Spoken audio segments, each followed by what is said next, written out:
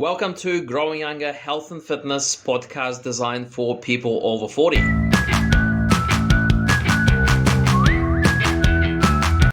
Hello guys, and this is Gavin and Alex here again with another podcast. And pretty much we're coming to the end of 2023, so we thought a good topic for discussion would be how do you set goals that you actually be able to achieve? 2023, have you had any goals? Have you been able to achieve all of them? And if not, what we're about to share with you is quite important to make sure that your new year resolutions coming into 2024 are going to come to life, hopefully. Good.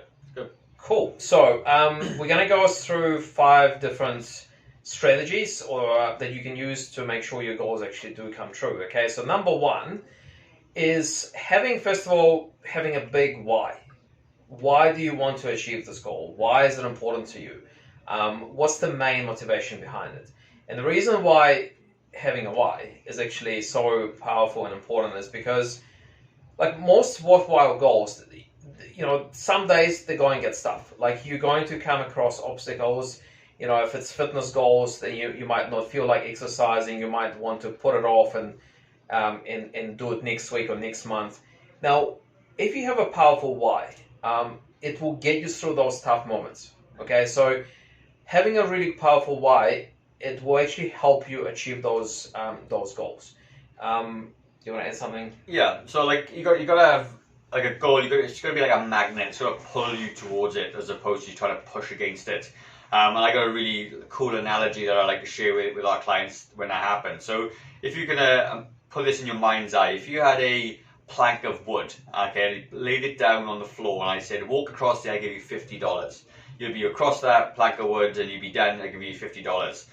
Now, the $25 was the big why. If I lifted it up 6 feet, you may look at it and go, oh, well, I'm a bit scared of heights. I'm not really sure when I walk across that for $50, but you might do it anyway, okay?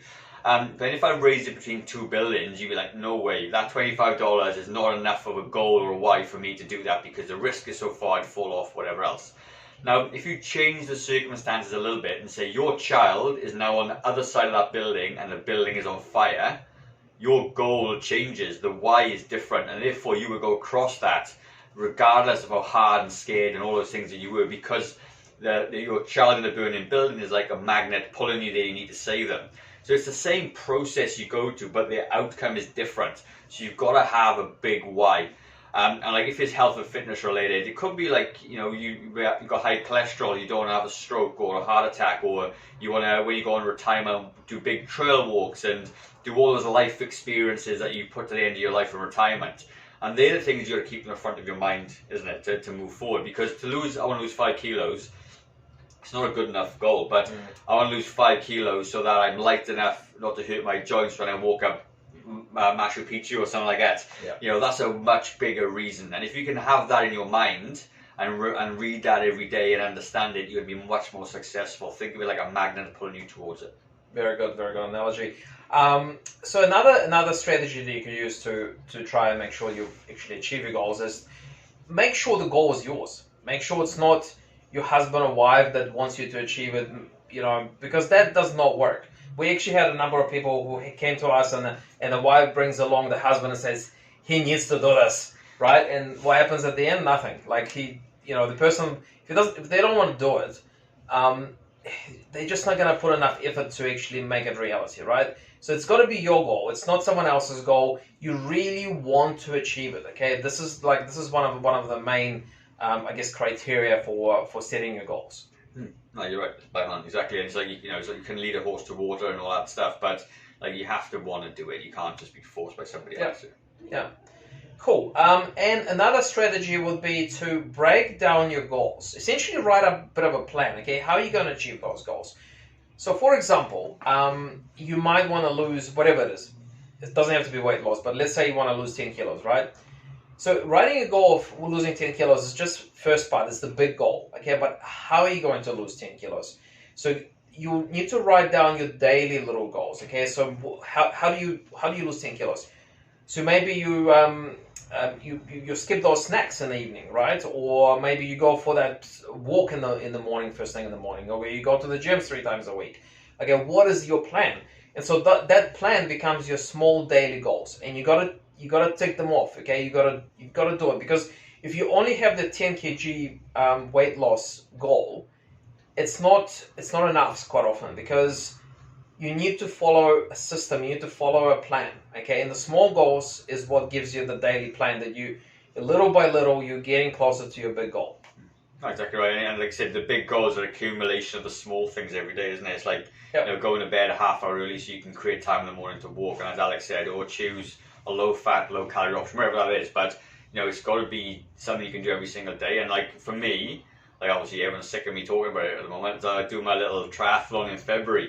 But I did exactly that. I've written down my 6-day training plan for the next 11 weeks. And I know when I'm going to swim, I know I'm going to bike, and I'm going to run. I know I'm going to do both of them together, because without that, I can't just turn up to it and do it. You've got to practice it, right? And I know if I can tick those off and do 11 swims and 11 runs and 11 bikes over 11 weeks or maybe more, I know I'm going to be able to do the triathlon, right? But you can't just wing it. That's right. Got to have a plan. Another one, number 4, is make it easy for yourself to do the things that you know you have to do to achieve your goal. And what I mean by that is, if it's a fitness goal and you want to get stronger, get fitter, lose weight, your plan is to go to the gym every couple of days, right? So to make it easy for yourself, prepare your gear the night before, right? Get your shoes ready, get your training gear ready, okay? So when you're rushing in the morning and you're running late for work and you don't know where your shoes are, like, it makes it less likely for you to actually do it, because logistically it's just more complicated.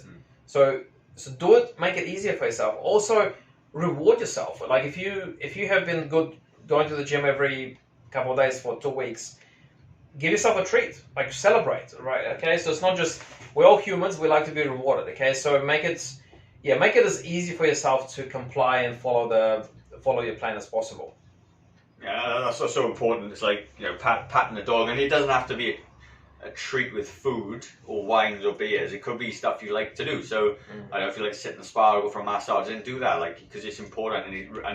And when you get those good rewards at the end of ticking off goals, you're more likely to want to do it. And the other thing as well is, like, if you change your goal to more process driven goals, which is going to the gym 3 times a week, getting fitter, the actual process of ticking those things off is a reward in itself, right? And the fact you're getting stronger and you're getting fitter and your belt notches are going down, all those things are rewards for the work that you're doing. And it's really important to acknowledge that as well, because we see a lot of people that come in, they lose 10, 12, 15 kilos and they still feel like they're failing because it's not happening fast enough. But you've got to stand there, look back and go, well, actually I've achieved this. This is really awesome. You've got to sit down and acknowledge that. And it's really important to do, because you can easily get lost. Yeah, it's always good to, like, I think there was this book that I read a couple of months ago, and I actually don't remember the title now, but it talked about, I guess, that you can have a positive outlook on your goals and the negative one is you're going from where you are now to where you want to go, and you're always looking at this gap between where you're now and where you want to go, and you kind of like, oh, I still have a long way to go. But you can also look at where you started and where you are now, and you can see, yep, you've come a long way. And when you look at it that way, it's actually more encouraging. It encourages you to keep going, because you know that if you keep following the system, your plan, you will eventually get to your ultimate goal. Sure. And then the only way you don't get there is when you quit. And in reality, you just keep doing it. Even if you have a bad week, do you have a bad week? You just get back on. The goal is strong enough, keep pushing forward. So that's right. Yeah, just not quitting is the key as well. It's like, set the goals, have a plan, and just don't quit, and it'll be fun. Yep. And the last one, very simple. Write down your goals on a piece of paper, or you can use an app on the phone if you like. And read those goals every single day, preferably twice a day, before you go to bed and when you get up in the morning. Okay.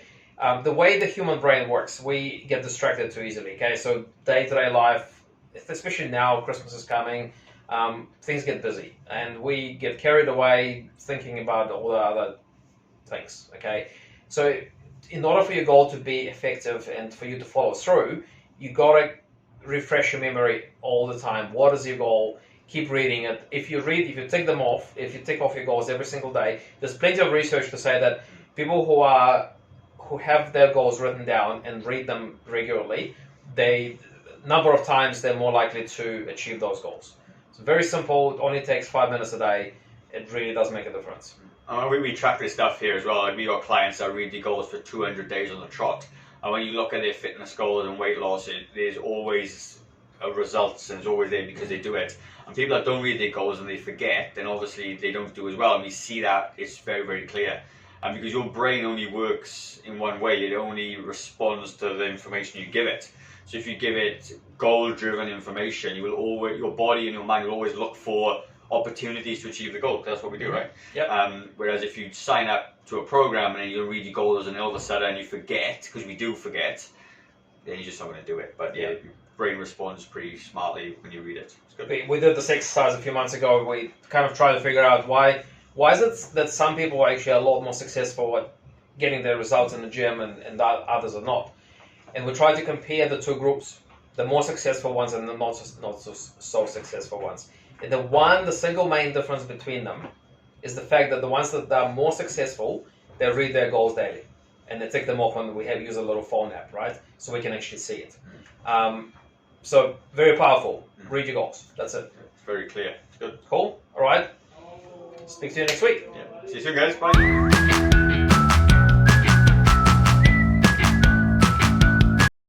Okay, guys, so I hope you found the podcast of value. If you did and you're struggling with your own health and fitness journey, there's a link in the description for a free discovery call with me.